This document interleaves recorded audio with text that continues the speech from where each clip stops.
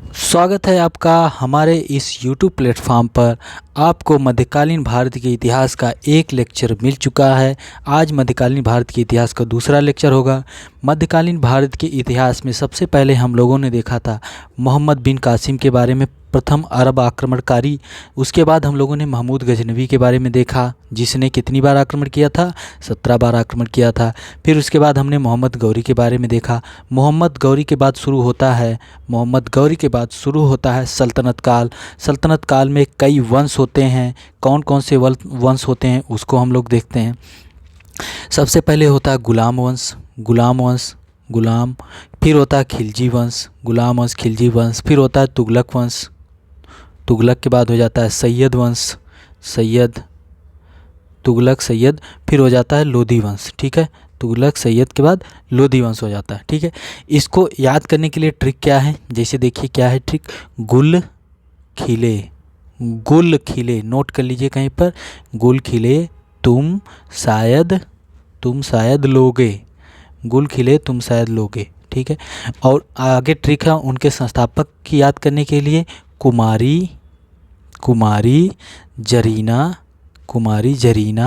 गोरी ने खीर बनाया। कुमारी जरीना गोरी ने खीर बनाया, याद रखिएगा, नोट कर लीजिए कहीं पर। तो गुल से हो जाएगा गुलाम वंश, खे से खिलजी वंश, तू से तुगलक वंश, स से सैयद वंश, फिर इधर लोधी वंश। फिर कु से कुतुबुद्दीन ऐबक था गुलाम वंश का संस्थापक। खिलजी वंश का संस्थापक था जलालुद्दीन फिरोज खिलजी, ज से जलालुद्दीन फिरोज खिलजी। तुगलक वंश शुरू होता है, तुगलक वंश का था कौन, गयासुद्दीन तुगलक, ग से गयासुद्दीन तुगलक। सैयद वंश का संस्थापक था खिज्र खां। लोधी वंश का संस्थापक था बहलोल लोधी। ठीक है, यहाँ पर एक चीज़ और याद रखिएगा कि तुगलक वंश जब था तो तुगलक वंश के शासन के समय में ही दो और वंश जो बने थे दक्षिण भारत में। एक था विजयनगर साम्राज्य और दूसरा था बहमनी साम्राज्य। ओके, जब लोधी वंश होता है तो लोधी वंश के बाद पानीपत का प्रथम युद्ध होता है। तो लोधी वंश के बाद शुरू हो जाता है सीधे मुगल शुरू हो जाते हैं। मुगल काल शुरू हो जाता है। ठीक है, तो मुगल में कौन कौन होते हैं, मुगल में बाबर, फिर हुमायूं, अकबर। फिर हो जाता है जहांगीर के बाद बाबर, हुमायूं, अकबर, जहांगीर, शाहजहां, बाबर, हुमायूं, अकबर, जहांगीर, शाहजहां, औरंगजेब। ओके, ठीक है, यहाँ तक याद रखिएगा। बहलोल लोधी के बाद, ठीक है, बहलोल लोधी यानी लोधी वंश के बाद शुरू हो जाता है मुगल काल, मुगल वंश शुरू हो जाता है। तो जिसमें शुरू होते हैं बाबर, हुमायूं, अकबर, जहांगीर, शाहजहां, औरंगजेब के आगे बढ़ते हैं तो क्या शुरू होता है, बहादुर शाह जफर प्रथम। ठीक है, फिर उसके बाद आ जाता है जहांदार शाह, फर्रुखसियर, फिर होता है फर्रुखसियर। ओके, फर्रुखसियर, मोहम्मद शाह को ही कहा जाता था रंगीला। ये भी क्वेश्चन आपके एग्जाम में मिल जाएंगे। ठीक है, मोहम्मद शाह। फिर होता है अहमद शाह, फिर हो जाता है आलमगीर सेकेंड।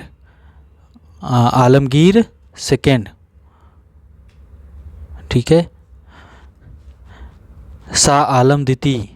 फिर होता है अकबर सेकेंड के बाद बहादुर शाह जफर द्वितीय आखिरी होता है शासक, जो पूरे मुगल वंश की समाप्ति हो जाती है बहादुर शाह जफर द्वितीय के शासनकाल।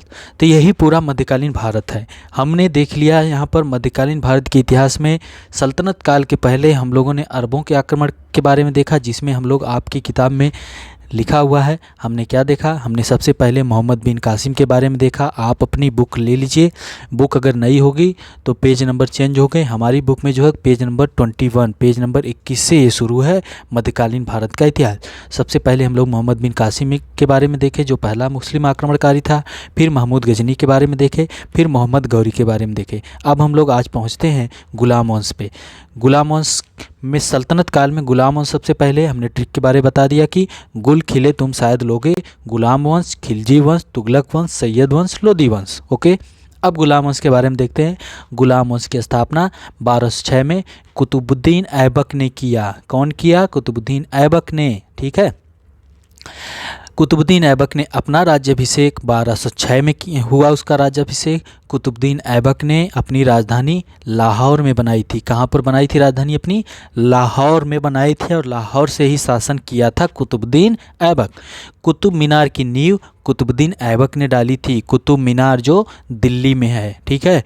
कुव्वत उल इस्लाम मस्जिद, दिल्ली का कुव्वत उल इस्लाम मस्जिद और अजमेर का 2.5 दिन का झोपड़ा भी कुतुबुद्दीन ऐबक ने ही बनवाया था, ठीक है।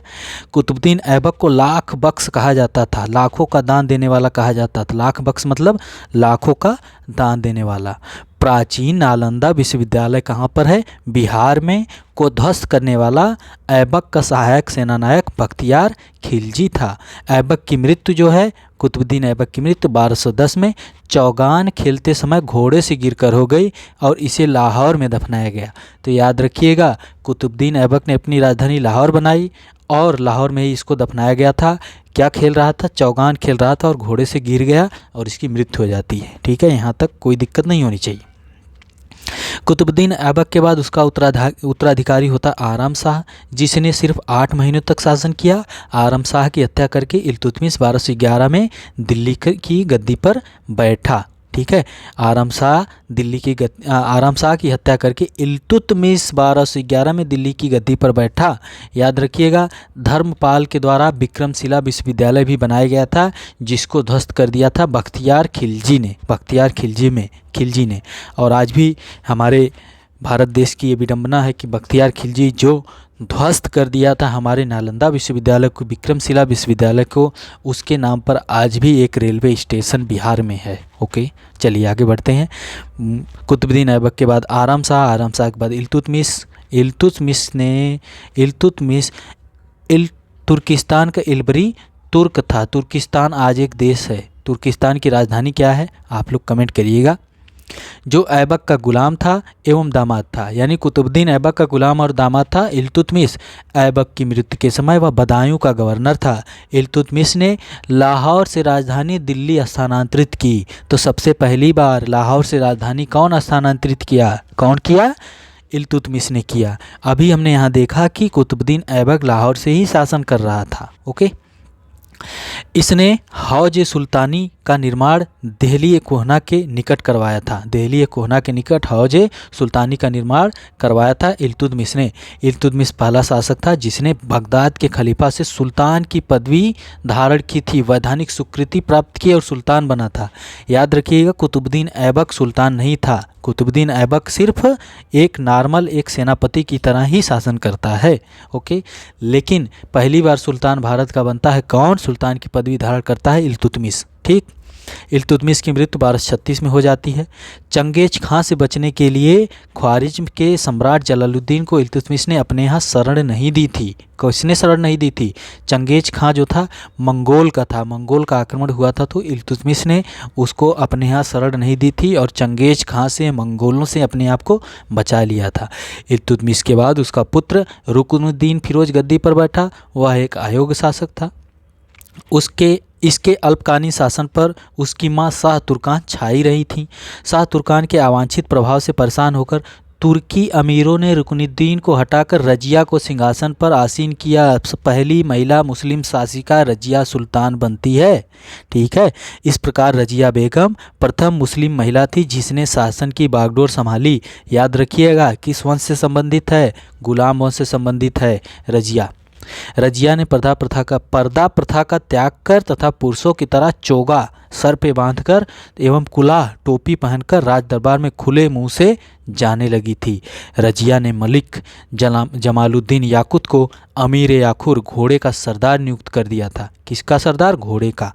गैर तुर्क जो थे, जो तुर्की नहीं थे, गैर तुर्कों को सामंत बनाने के रजिया के प्रयासों से तुर्की अमीर विरुद्ध हो गए और उसे बंदी बनाकर दिल्ली की गद्दी पर मुइजुद्दीन बहराम शाह को बैठा दिया। ओके, रजिया को हटा दिए। क्यों? क्योंकि वो गैर तुर्कों को सामंत बना रही थी। सामंत मतलब कि एक तरह से सेनापति की तरह उनको दर्जा दे रही थी। ओके, इसलिए तुर्की अमीर जो थे उसके विरुद्ध हो गए और उसको बंदी बनाकर मरवा दिए।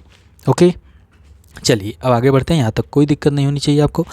यहाँ पर देखिए, रजिया की शादी किसके साथ हुई थी? अल्तुनिया के साथ हुई। इससे शादी करने के बाद रजिया ने पुनः गद्दी प्राप्त करने का प्रयास किया, लेकिन वह असफल रही। रजिया की हत्या 1240 को कर दी जाती है, कैथल के पास कर दी जाती है डाकुओं के द्वारा। बहराम शाह को बंदी बनाकर उसकी हत्या मई 1242 में कर दी गई। उसके बाद दिल्ली का सुल्तान अलाउद्दीन मसूद शाह बना। अलाउद्दीन मसूद शाह के बाद नासिरुद्दीन महमूद सुल्तान बना। नासिरुद्दीन महमूद पहला सुल्तान था जो टोपी सीकर अपना जीवन निर्वाह करता था। क्या सीकर? टोपी सीकर। बलबन ने अपनी पुत्री का विवाह नासिरुद्दीन महमूद से कर दिया। किसने? बलबन ने। बलबन का वास्तविक नाम बहाउद्दीन था। वह इल्तुतमिश का गुलाम था। इल्तुतमिश का गुलाम था कौन? बलबन। तुर्कान चहलगामी का विनाश बलबन ने कर दिया। तुर्कान चहलगामी क्या था? तुर्कान चहलगामी 40 गुलाम सरदारों का एक संगठन था जो सुल्तान को क्या करते थे? सुल्तान को सलाह दिया करते थे। ठीक है, तो बलबन भी उसी में से 40 गुलाम सरदारों में से एक था। जब वो नासिरुद्दीन महमूद के साथ अपनी बेटी का विवाह कर देता है, फिर उसके बाद खुद शासक बन जाता है। खुद शासक बन जाता है बलबन। और जब उसे पता था कि तुर्कान चहलगामी में जो 40 लोग हैं किस प्रकार से षड्यंत्र करते हैं, और क्योंकि वो उसी में से निकल के आया था, तुर्कान चहलगामी का सदस्य था, तो उसको एकदम खत्म करवा दिया, नष्ट करवा दिया। तुर्कान चहलगामी अब कोई संस्था नहीं होगी। ठीक है। गयासुद्दीन बलबन ने दिल्ली की गद्दी पर बैठा 1266 में। वह मंगोलों के आक्रमण से दिल्ली की रक्षा करने में सफल रहा। मंगोल वही जो हमने बताया कि इल्तुतमिश के समय मंगोल आक्रमण हुआ था चंगेज खां का, लेकिन उसको उसने असफल कर दिया था, उसकी सहायता नहीं की थी। एक मंगबरनी था, मंगबरनी आया था सहायता लेने के लिए, मंगबरनी नाम का, तो उसकी सहायता इल्तुतमिश ने नहीं की थी। ठीक। राज दरबार में सिजदा एवं पैबोस प्रथा की शुरुआत किसने की थी? बलबन ने की थी। सिजदा और पैबोस, सिजदा मतलब सर झुकाना यानी, और पैबोस मतलब पैर चूमने की प्रथा थी, बलबन ने शुरू की थी। बलबन ने फारसी रीति रिवाज पर आधारित नवरोज उत्सव को प्रारंभ करवाया। किस उत्सव को? नवरोज। अपने विरोधियों के प्रति बलबन ने कठोर लौह एवं रक्त की नीति का पालन किया। कहा जाता ब्लड एवं आयरन की, ब्लड एंड आयरन की पॉलिसी उसने लेके आया, नीति का पालन किया। नासिरुद्दीन महमूद ने बलबन को उलुंग खां की उपाधि प्रदान की। किसने? नासिरुद्दीन महमूद ने बलबन को उलुंग खां की उपाधि प्रदान की। बलबन के दरबार में फारसी के प्रसिद्ध कवि अमीर खुसरो एवं अमीर हसन रहते थे। तो किसके दरबार में अमीर खुसरो और अमीर हसन रहते थे? अमीर खुसरो और अमीर हसन बलबन के दरबार में रहते थे। याद रखिएगा, अमीर खुसरो ने 7 सुल्तानों का शासन देखा था। किसने? अमीर खुसरो, अमीर खुसरो। ठीक है। गुलाम वंश का अंतिम शासक शम्सुद्दीन कैमूर था। तो क्वेश्चन पूछा जाता है गुलाम वंश का प्रथम शासक कौन था? तो कुतुबुद्दीन ऐबक। गुलाम वंश का अंतिम शासक कौन था? शम्सुद्दीन कैमूर था। यहाँ तक आपको कोई दिक्कत नहीं होनी चाहिए। एक बार रिवीजन कर लेते हैं। हमने सबसे पहले आपको बताया कि गुलाम वंश शुरू होता है। गुलाम वंश में सबसे पहले होता है कुतुबुद्दीन ऐबक। कुतुबुद्दीन ऐबक के बाद होता है आराम शाह। आराम शाह बनता है। आराम शाह के बाद आ जाता है कौन? आराम शाह के बाद आ जाता है आपका इल्तुतमिश। इल्तुतमिश के बाद एक और शासक बनता है। उसके शासनकाल में उसकी माता का राज चलता है। फिर आ जाती है रजिया सुल्तान। रजिया सुल्तान बनती है, प्रथम मुस्लिम शासिका बनती है। रजिया सुल्तान के बाद नासिरुद्दीन महमूद, एक और छोटा बड़ा शासक रहते हैं, उनका ज़्यादा नाम मिलता नहीं है कहीं। उसके बाद आ जाता नासिरुद्दीन महमूद। नासिरुद्दीन महमूद, नासिरुद्दीन महमूद वही है जो टोपी सीकर जीवन निर्वाह करता है।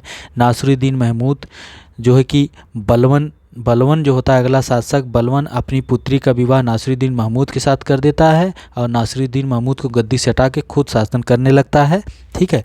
और नासिरुद्दीन महमूद ही बलबन को उलुंग खां की उपाधि देता है। बलबन ही होता है जो सिजदा और पैपोस प्रथा शुरू करता है, और बलबन ही होता है जो नवरोज उत्सव को प्रारंभ करवाता है।